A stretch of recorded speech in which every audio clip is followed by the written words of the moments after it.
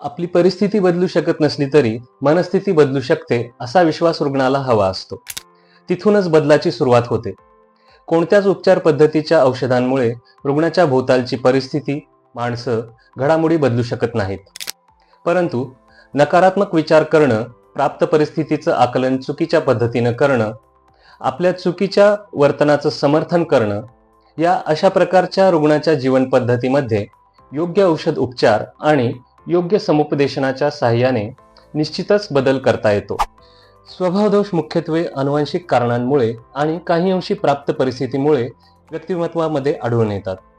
तर स्पर्धा, काळजी, ताणतणाव, दुर्घटना, दीर्घ आजारपण, फसवणूक इत्यादी घटक मानसिक लक्षणांच्या उत्पत्तीचे तसेच वाढीचे कारण ठरतात. स्वभावदोषांमुळे मानसिक ताण वाढतो किंवा मानसिक कटकटींमुळे स्वभावदोषांची निर्मिती किंवा वाढ झाली असा अनुभव येतो.